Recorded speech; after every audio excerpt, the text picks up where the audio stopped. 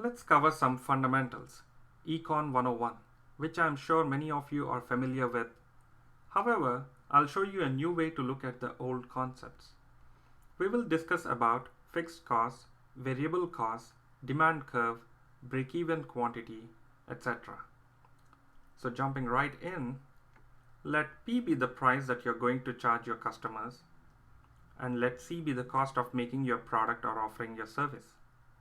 And let Q be the quantity or number of units you're going to sell. Then profit is simply price minus cost. And revenue is nothing but price per unit multiplied by the number of units. Let's put some numbers and see how the formula works.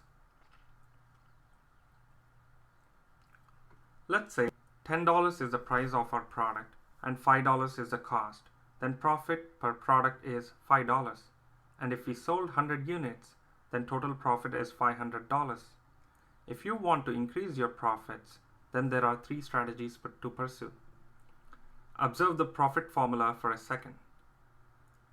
P equals, or profit equals, quantity times price minus cost. The first thing you can consider doing is to raise prices. In the previous example, if you raise the price to $11, then your profit per unit would increase to $6. Let's see under what scenarios you would be able to raise prices. Let's take an example. If your business idea is to sell a new type of soda through retailers, then you're entering a market that is concentrated and crowded.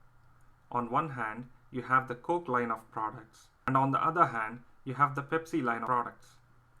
Customers have a lot of choice and switching costs are low.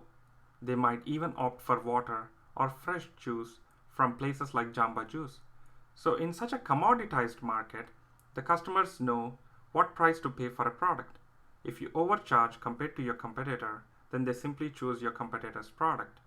In fact, you would have to charge at least the same price as your competitor or even lower in order to get customers to try your product. In a commoditized market, the price is determined by the market and a firm is a price taker. Similar argument can be made for professional service such as tax consulting. Let's say you are a CPA and you want to offer tax preparation services this year. Then you are entering a market with lots of individuals like yourself. Customers will compare your prices against other tax consultants and software packages such as TurboTax. Unless you specialize in dealing with complicated cases, customers would not be willing to spend a higher rate for a regular tax filing. However, this is not the case with a slightly differentiated market such as restaurants. Let's say your business idea is to open an authentic Mexican restaurant. In this case, although customers have a rough idea on how much a meal for 2 at a Mexican restaurant should cost, there are other factors such as ambience or quick service or good taste that might get them to spend a little extra money at your restaurant.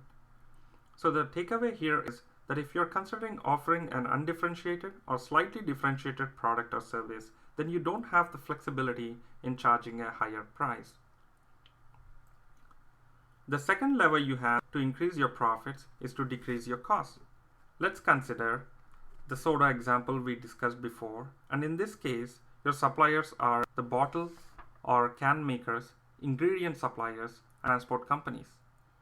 If you are a new small player in the market, then you don't have much negotiating power to lower costs compared to other big players. You can try to run a lean startup, but that would only get you so far in reducing your costs.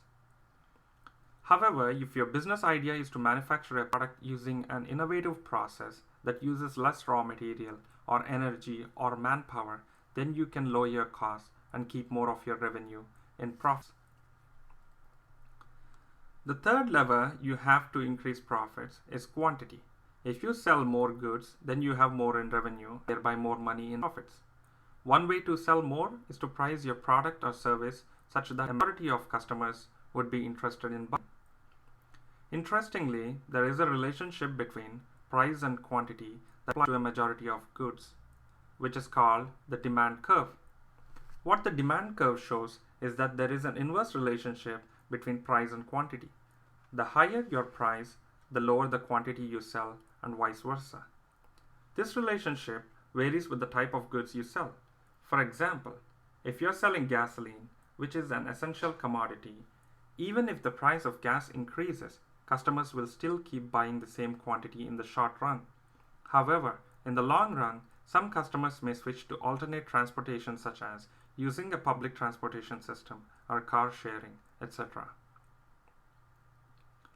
In the case of luxury goods, such as a luxury car or a diamond ring, people are less sensitive to price because people in this category want to own a differentiated product or a high-class product as a status symbol. In this segment, prices are generally higher and quantity is limited. If we go back to our previous example of a new type of soda, its price is determined by the price of the competitors or the market. If you price it higher, or if one incumbent raises the price, then people will switch to another company's product because they do not perceive the products to be differentiated. This sensitivity of demand to price is called the elasticity of demand. Elasticity of demand is calculated as the ratio of the percentage change in quantity demanded to the percentage change in price. If the ratio is greater than 1, then demand is said to be elastic. That is, people buy more quantity when price is reduced. And if the ratio is less than 1, then demand is said to be inelastic. That is, people buy the same quantity even when price is raised. If your strategy is to differentiate your product, you need low elasticity to enable the higher price. If you're attempting a low-cost strategy, high elasticity is the key. You need to convince customers that your products are good substitutes for the leading brands. Let's now apply these concepts to your product or solution idea. You need to determine in which of the three categories your product or solution is going to fall into. Are you offering something that already exists in the market but at a lower cost? Are you offering a high-end product which the customer perceives it to be differentiated? Or are you offering something specifically tailored to a niche segment?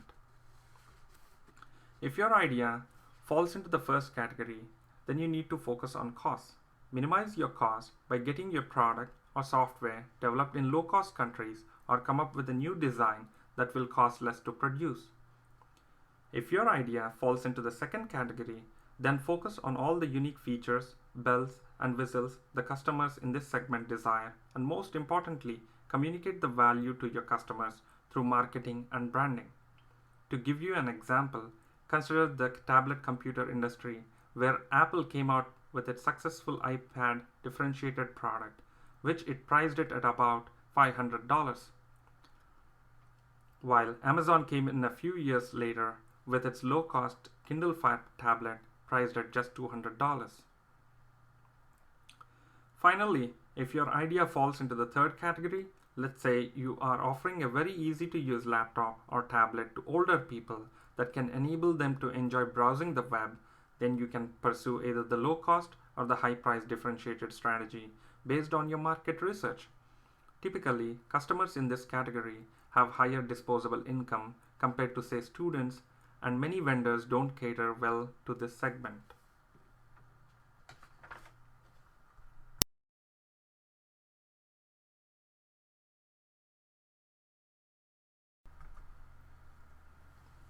The next concept I want to introduce is break-even quantity. One of the questions an entrepreneur should think about is break-even quantity. That is, after selling how many products will he recover his investment? Another related question to ask is, how long will it take to reach break-even? This is important to know because it will tell you how much cash or funding you will need before turning profitable. Break-even point is where revenue earned is equal to the sum of all the costs incurred. In other words, if we look at the profit formula where profit equals revenues minus total costs, break-even is when profit equals 0, that is, no gain, no loss. To calculate the break-even point, we need to understand cost a little more.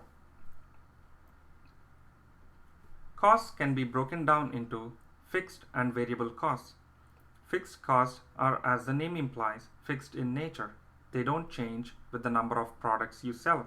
Items such as salaries, rent, cost of equipment such as machinery, etc. fall under fixed costs. Variable costs are those that change with the amount of goods produced. Items such as raw material, electricity for machines, etc. fall under variable cost. Then total cost is nothing but the sum of fixed and variable cost. Observe the graph below. Here you have quantity on the x-axis and cost on the y-axis. Fixed cost stays flat regardless of the quantity you sell, which is shown by the green colored box. However, variable cost increases with the number of units you produce, which is shown by the orange triangle. The formula for break-even quantity Q is fixed cost over price minus variable cost, or Q equals FC over contribution margin. P minus VC is called contribution margin, which is the percentage of sales that contributes to the offset of fixed costs. Let's plug some numbers and see how the formula works. Let's say your fixed cost is $1,000 per month and your variable cost is $2 per unit, and the price you charge per unit is $10.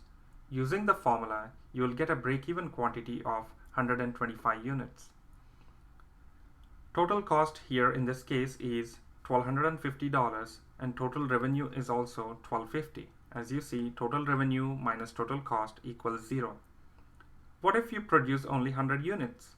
In this case, total cost equal $1,200 and total revenue equals $1,000. So you will make a loss. One can make some more inferences by observing the break-even quantity formula.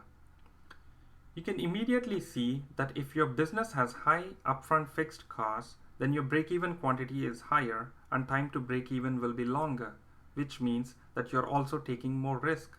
If you made huge upfront investment in a manufacturing machine, then you cannot do anything to reduce this fixed cost in case sales don't take off. If the ratio of fixed cost over variable cost is high, then volume is key to profits.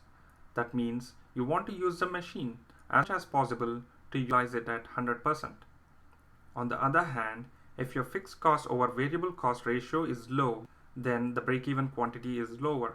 For example, if you are operating a service business where you did not have to make a huge upfront investment in equipment, but only had to hire workers to run the business, your risk is low.